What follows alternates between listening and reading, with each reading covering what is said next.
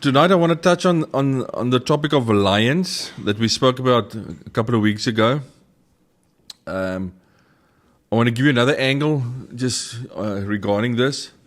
So the last time we looked at lions, I showed you a blueprint of how a lion functions in nature and what we can walk in to grow and walk into that type of relationship with one another and most importantly with the Lord. So I showed you the pros and the cons that there is in the lions, the ones that are falling away and being pulled into religious activities and what happens with them. Tonight I want to more or less, with what I'm going to show, I'm going to talk more or less about the lion, which is Jesus. Because remember, I spoke last time about the blueprint that you can become like a lion with your pride. But the reason you can do that is because of He's the lion with us as His pride. Remember, He's the main lion. He's the big blueprint. We're just following the smaller stuff. So, understand this. The first one is Jesus, the lion, and we, the pride. And then we can walk in that blueprint as you growing, those that the Lord places in leadership or in whatever role in the pride. Because the pride functions, and everybody's got the same importance in the pride. But they've got different functions. The children, the males. Remember, there's younger males in a pride, and then there's the main lion, and then there's the females that are certain stuff. So we've got different functions in that thing. But the main one is Jesus is the lion, and we the pride that follows Him. We become like Him. All right? So I want to focus more on that side of it tonight.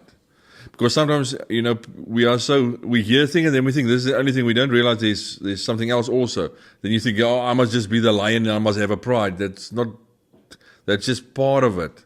The main one is Jesus is the Lion of Judah, and we the pride. And we have got different functions in that pride that we do. In a pride, we as the lions in the pride, as we look at Him as the main lion, the king, we follow Him, we live and breathe and function according to Him, what He says.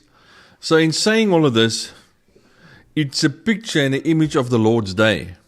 When I speak about this lion with the pride and all that, that's to do with the Lord's day. On the third day, the seventh day, other words, the Lord's day, the Lion King will move with his pride in fullness. Now we still have in part and we don't have it all yet and we struggle and we make mistakes, but then we will walk in fullness with Him being the King and us the lions walking with Him, all right?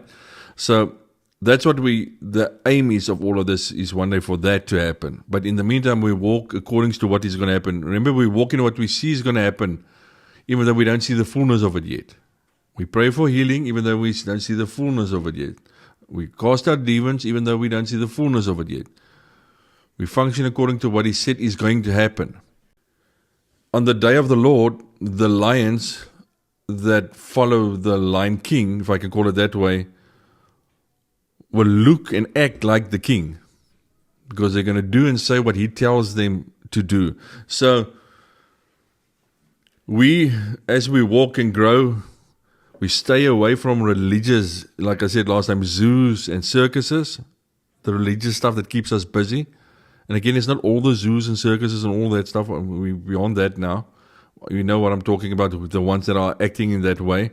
We stay away from it. All right, we don't go there. Because if you go there, you want to go there because you want to be seen. You want the focus to be on you. Because that's what that offers you, to bring your focus. All right, so we each play a different role in the pride, but together it makes the family the pride. All right, so that's the basics that we spoke about last time, and just to refresh your minds on what are we going to speak about tonight. Now, knowing all of this, I want to talk about the following story that you can see there about Daniel. I was asked about Daniel, I think it was Estian who asked me about Daniel last time with the lions. And I said to him, I've got to go and sit with it. I haven't done a teaching on the lions or thought about that. So, and it kept on bugging me that whole week, and then I started going into it and look at what is it actually saying, the stories prophetically about the lions and Daniel in the lion's den. And I know I've heard teachings on this, that I've heard teachings saying, you've got to be courageous like Daniel and face your stuff and all that stuff. But yeah, I always know that's the baby stuff. I want to know the prophetic and the meaning in it, not what I must do now to become like a Daniel. All right? Trust me, you're going to struggle to be a Daniel if you want to be a Daniel. But there's things that we can try and walk in and see what we walk in, but we need to understand what it's about before you can even try to walk in it. Because if you want to try to be a Daniel or a David or whatever, you're going to miss it. All right? We don't walk in the same authority, even the same time as those people did, and we don't receive the same power as they did. Because remember, the Lord gave them authority to act in a certain way, like Samson back in those days. Now you want to be a Samson. No, you can't. All right? It's not you must be that person. It's to see why is that story in your Bible and what is it saying for you today. Not you to become a Samson or a David or whatever the case may be. There is things in it that we must look at, but it's not the purpose of the story in your Bible. And unfortunately, in religious circles, we mainly focus on those things. How to be a David to conquer your giant and all that stuff. And there's a place for it, but that's not what it's meant for at the end of the day. I want to read Daniel 6. And then we're going to go through some of the stuff it says there. So, let's see here. I'm going to read it. It seemed good to Darius to appoint 120 satraps over the kingdom, that they would be in charge of the whole kingdom, and over them 3 commissioners, of whom Daniel was one, that these satraps might be accountable to them, and that the king might not suffer loss. So this is now in the book of Daniel, what is happening here in this place. He's appointing these people and everything. I'm going to explain it to you all now. Then this Daniel began distinguishing himself among the commissioners and satraps because he possessed an extraordinary spirit, and the king planned to appoint him over the entire kingdom. Then the commissioner and satraps began trying to find the ground of accusations against Daniel in regards to government affairs, but they could not find ground of accusations or evidence of corruption, inasmuch as he was faithful and no negligence of accusations or evidence of corruption. I'm skipping now. Inasmuch as he was faithful and no negligence or corruption was to be found in him. Then these men said, "We will not find any ground of accusation against Daniel unless we find it against him with regard to the law of his God." Then these commissioners and satraps came by agreement to the king and spoke to him as follows: "King Darius, live forever. All the commissioners of the kingdom and the prefect and the satraps, the high officials and the governors have consulted together that the king should establish a statute and enforce an injunction that anyone who makes a petition to any god or man besides you, O king, for 30 days shall he be cast in the lion's den. Now, O king, establish the injunction and sign the document so that it may not be changed according to the law of the Medes and Persians, which may not be revoked." Therefore, King Darius signed the document, that is the injunction. All right, they came up with a plan to capture Daniel because they couldn't find fault with him. So here we read of this King Darius. He appointed 120 leaders in positions over his kingdom. Out of that 120, he had 3 people that was appointed to look over the 120. Daniel was one of the 3 that was chosen for that purpose. Why was he chosen? It says then this Daniel began distinguishing himself among the commissioners and the satraps because he possessed an extraordinary spirit. You young people sitting here, if you work at a place, that's what will get you another job, a better job, a new job. That. I'm going to read it again. Then this Daniel began distinguishing himself. This is not sucking up to the boss or doing things to suck up to the boss. That's not what it's talking about here, please. Distinguishing it, so everything you do it godly. Distinguish yourself among the commissioners and the satraps because he possessed an extraordinary spirit. That spirit will make you get another job, a better job, a promotion. That spirit that you show where you move. If you want to do the world's way, you can do it the world's way. But if you want to do it God's way, that's how He works. Remember that. So these leaders did not like Daniel as they saw him as a threat. Why? Because he was getting promoted. He was one of the three. He was making them look bad in some sense. But because God was building him up as he was doing what he was supposed to do.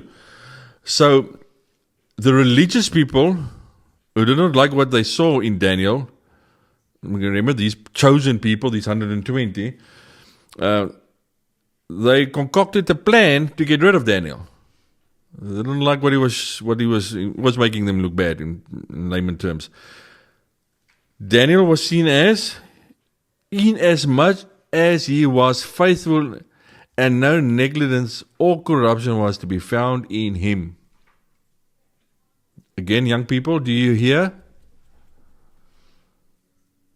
Who was he? He was faithful. There was no bad things about him. No corruption was to be found in him. So they had to scheme to trap him for this Daniel because of what he stood for. They made a plot, a plan, and the plan what they made was, it was said that no one was allowed for 30 days to pray to any other god or any other person. All right? Why did they choose that as their plan? Because they knew Daniel prayed. So they used whatever he was standing for against him. And if you were found to praying or to a god or a person, you would be then thrown into the lion's den as punishment for not abiding in the decree of the king. And the king, being a king, it was a good idea. People are going to pray for me and going to worship me. So the king agreed to it and he signed it. But remember, the king loved Daniel. But this sounded like a good thing. I mean, what's bad about that? People praying to me for that 30 days. All right? Let's continue, verse 10. Now when Daniel knew that the document was signed, he entered his house.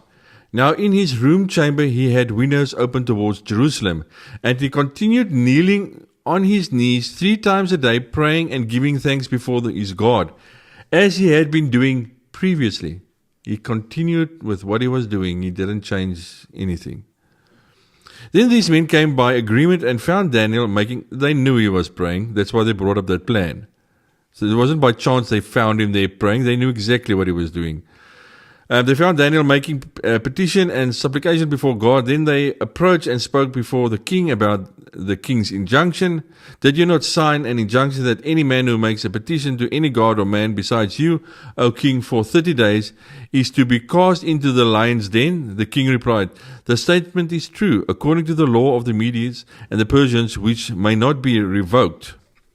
Then they answered and spoke before the king. Daniel, who is one of the exiles from Judah, pays no attention to you, O king, or to the injunction which you signed, but keeps making his petition 3 times a day. Then as soon as the king heard this statement, he was deeply distressed and set his mind on delivering Daniel. And even until sunset he kept exerting himself to rescue him. Then these men came by agreement to the king and said to the king, recognize, O king, that it is a law of the Medes and the Persians that no injunction or statute which the king established may be changed. So he can't change what he said. He's now stuck. He chose this. So like that happened with John the Baptist. King liked him, beheaded. He didn't want to do it, but he said it, so he had to do it. All right, so Daniel was faced here with a choice, and we read there. Daniel was now faced with a choice. This thing was decided. The king signed this decree, and what did David do? It says there he had windows open towards Jerusalem, and he continued kneeling on his knees 3 times a day, praying and giving thanks before God, as he's been doing previously. When things get tough, you don't change your ways. you focus still on Him. When things get tough at your job, in your relationship, wherever, your focus is Him. You don't hear Daniel saying, "Oh Lord, take this new law away from me." Like we do today. "Oh Lord, take this job away from me.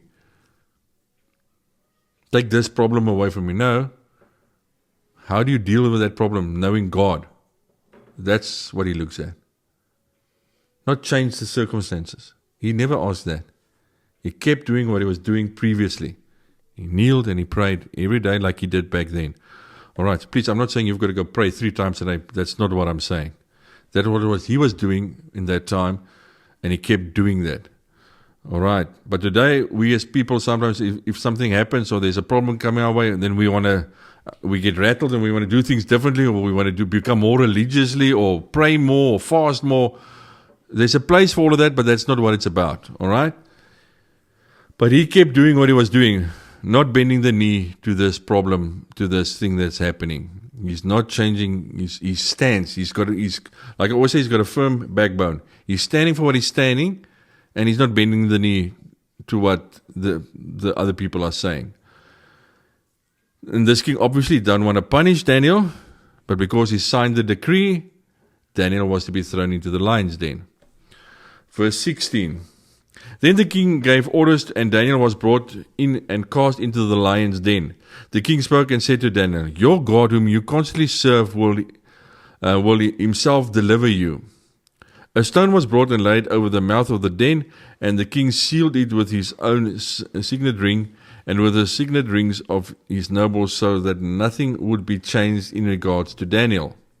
Then the king went off to his palace and spent the night fasting, and no entertainment was brought before him, and his sleep fled from him.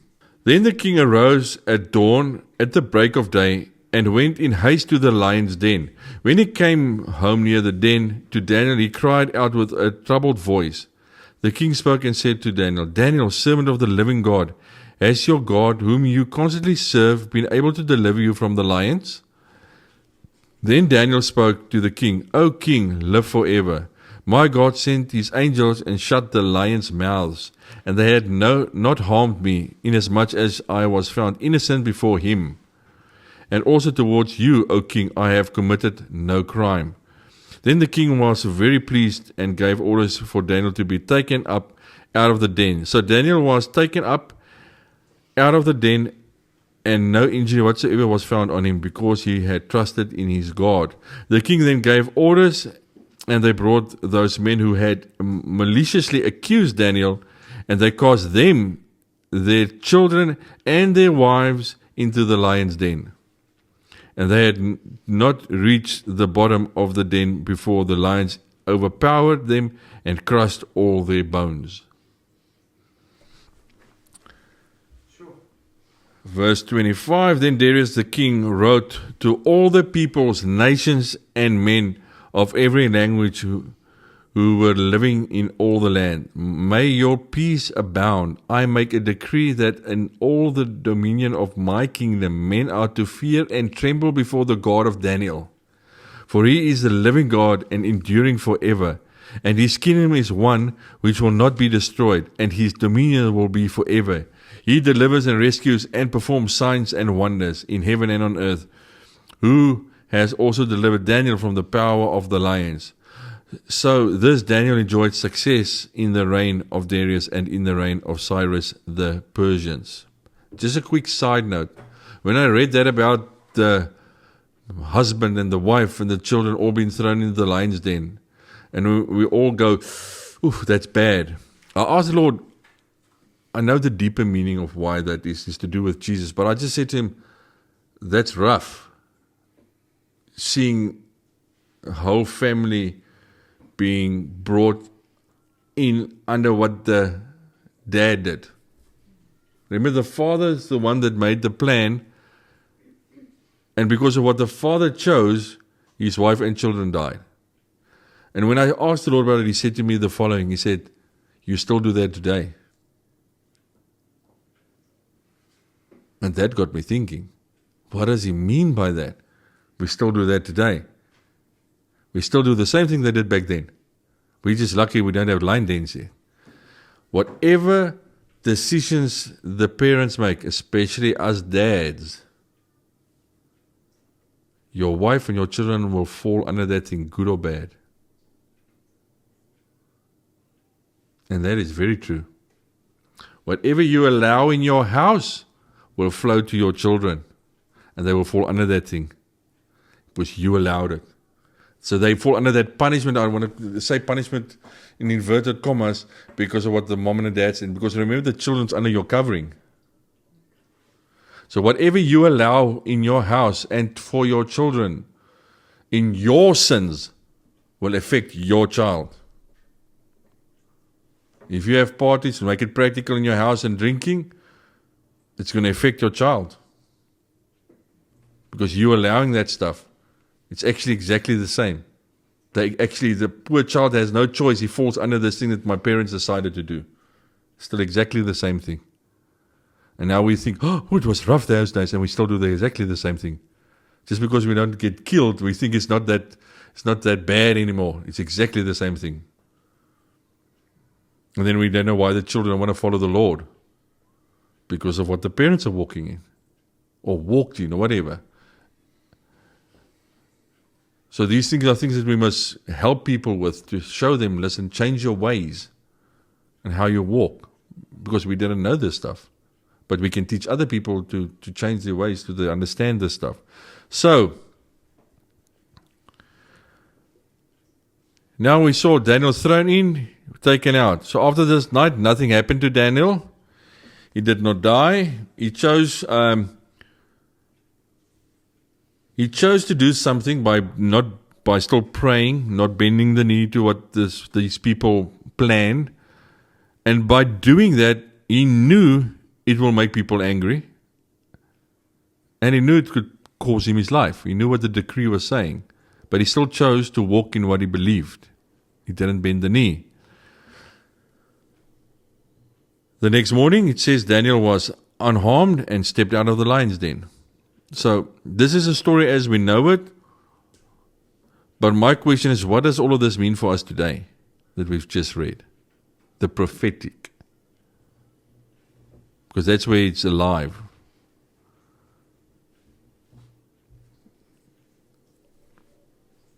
Where have you heard a similar story like this? Think. Daniel's story is a blueprint and a shadow of Jesus. I'm going to show you now how you can look at it. There's specific things said in the story that I read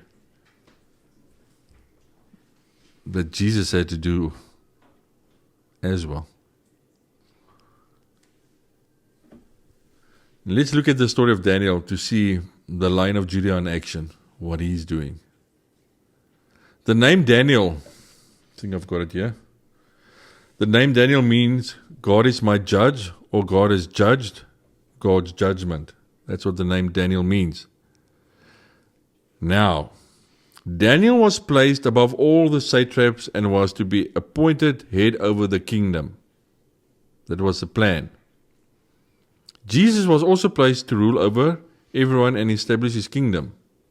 That's why he came to the earth. Daniel is said to have an extraordinary spirit in him. We read that. Jesus had the Holy Spirit in him. He was different than all of the other people of that day. The people that should embrace and walk with Daniel was the ones who schemed to kill him. Jesus, the religious people that were supposed to walk with Jesus and accept him as the Messiah, schemed and made plans to kill him. Exactly the same thing happened.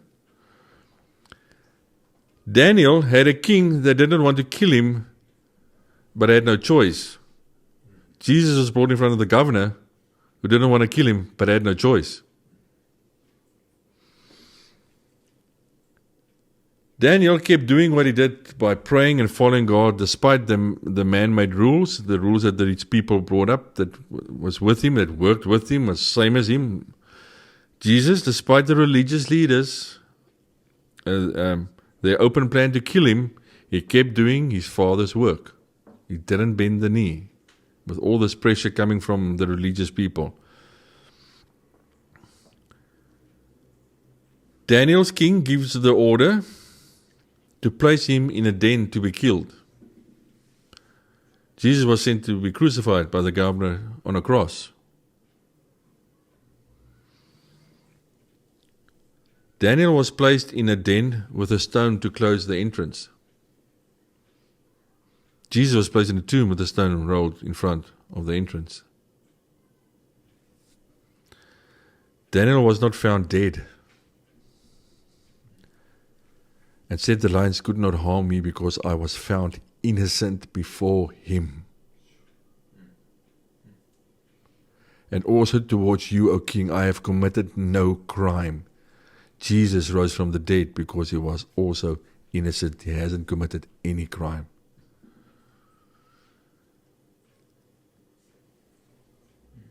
That's why in Daniel's story, the lions couldn't touch him. Daniel's lions is the one who roars like a lion. They are there to devour and kill. That's the only goal. They was brought into the den to kill and destroy those lions.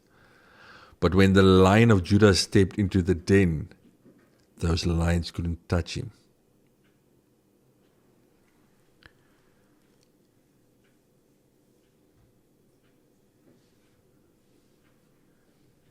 Then Darius the king wrote to all the peoples, nations of men of every language of who were living in the land, may your peace abound, and make a decree that in all the dominion of my kingdom men are to fear and tremble before the God of Daniel. For he is the living God and enduring forever, and his kingdom is one which will not be destroyed, and his dominion will be forever. He delivers and rescues and performs signs and wonders in heaven and on earth, who has also delivered Daniel from the power of the lions. That is exactly what Jesus brought to us on the cross and his resurrection. Exactly the same thing. Rule forever. His kingdom will rule forever. He came to fulfill that. That happened there. Some side notes. Can you see, before I go to the slides, can you see how everything that happened with Daniel, Jesus also walked in? To the T. Note, 120 wanted to kill Daniel. On the day of Pentecost, 120 was used to bring in the new kingdom. It flipped. They were not allowed to pray for 30 days. To bow the knee for a king.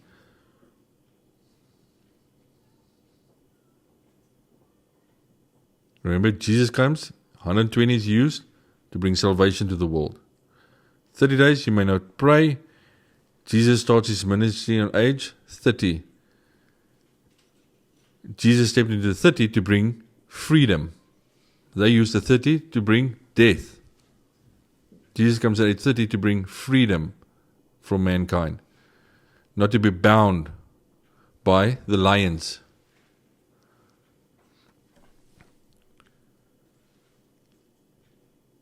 So do you see why I said in the beginning, you cannot be a Daniel? There's things and character traits that we can live towards to have, like I said in the teaching. But Daniel is a picture of Jesus. He's the only one that could do this again. We are going to make mistakes when this happens with us because we don't have the fullness yet. But that's why Jesus did specific things, because it was exactly in line with what happened with Daniel and all the other things in the Old Testament. He did everything for a reason. And that's why everything with Daniel's story is recorded in the Bible for a reason, to show it's Jesus that's coming. He's going to do that again. So, all of what I've just read to you will happen again on the day of the Lord. On the day of the Lord, the lions who follow the Lion King, Jesus will also be told that they cannot do this, or they may not allow to do this. Who may you worship, or who may you not worship? We're going to get confronted with the same things. But if you want to be a lion, and follow the Lion of Judah, then you have to stand in what he says. It needs to be done. You must stay true to your king. But when the lions move in the day of the Lord, us as the body move in the day of the Lord, the Lion King will not allow things to happen to us. He will protect us. He will walk with us. He will close the mouth of the enemies, the other lions, the one that roars like a lion. So don't be shaken or taken off course. We follow the lion. Doesn't matter how bad and dark and evil it looks outside. We don't run away from evil like you saw when you cast out a demon. The church people run away. We've all seen that over the years. Christians run away when a demon gets cast out.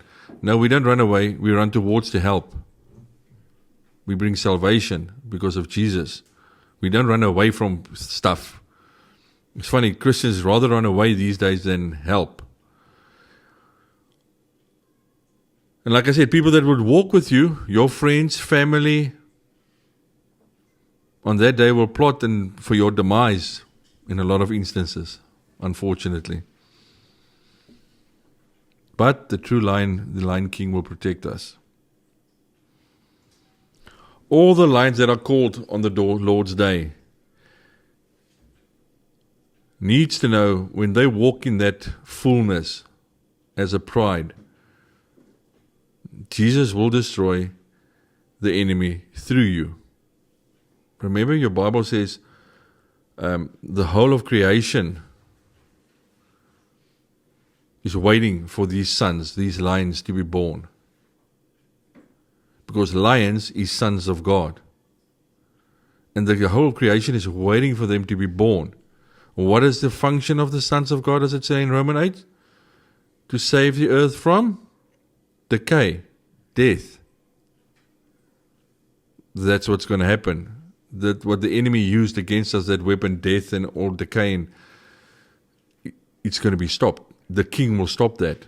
But he's going to do it through you and me as the lions. He's going to work through us.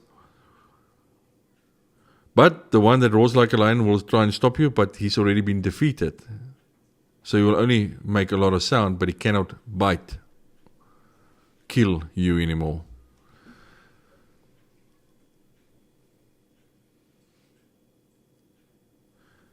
The one that roars like a lion, even now as we sit here, will sometimes try and stop you. It happened to more than one person in the Bible. They had to face that lion that roars like a lion. I've got an example of Samson. Tore one apart barehanded when it attacked him on the road to Timnah. A lion attacked him. You can go read the story. There was honey found in the lion, and that's all prophetic stuff. But he had to face a lion and kill it. How did he do it? Through the Holy Spirit that helped him. That's how you're also going to do it. You're not going to do it in your own power. David, he had to kill a lion. Luckily for us, Jesus killed the lion. We're just going to walk in it and believe it. But unfortunately, most of us do not, as believers, walk in that. We want to fight the lion that roars like a lion. We want to have spiritual warfare against this lion. No, Jesus did it. He did the perfect work. Walk in it. Things are going to get tough. Things are going to go bad, but we walk in it. 1 Peter 5 verse 8. Be sober, be vigilant, because your adversary, the devil, as a roaring lion, walketh about seeking whom he may devour. Those were those lions in Daniel's 10 wanted to do. They were brought there to devour people. We read it, what happened to the men and their women and their children, their wives. They were devoured. They didn't even make it to the bottom of the den, into the den, and they were already killed. All right? Today, I want to say something that's not going to sound nice for most people, if you don't understand what we say. But today we find more people listening to this lion than the true lion. in Christianity.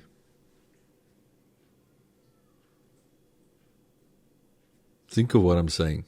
More people are following this lion in Christianity than the lion in the way they live and walk in their relationship. I wrote a couple of Psalms here. I'm nearly finished. I just want you to see what the Bible says about this, about lions. Psalm 91 verse 13. This one's triumphant. You will tread on the lion and on the cobra. You will trample the great lion and the serpent. I want to show you the negative and the positive, how the Bible shows lions, what is the negative one, what it stands for. There it says to you clearly. Psalms 22:13. David cries out, they opened their mouths wide at me, like a raving and roaring lion. Psalm 7 verse 2, pleading, lest he hear my soul like a lion, rending it in pieces. They are like a lion hungry for prey, like a fierce lion crouching in cover. Verse 57:4, my soul is among lions, and I lie even among them that are set on fire, even the sons of men, whose teeth are spears and arrows, and their tongues a sharp sword. Psalm 10 verse 9, the wicked lieth and waiteth secretly as a lion in his den. Verse 21 of 104, the young lions roar, for their prey seeketh their food from God. Hear that one, I'm going to read again. The young lions roar for their prey, what they must eat, seeking their food from God. That's the positive lions. That's how we walk.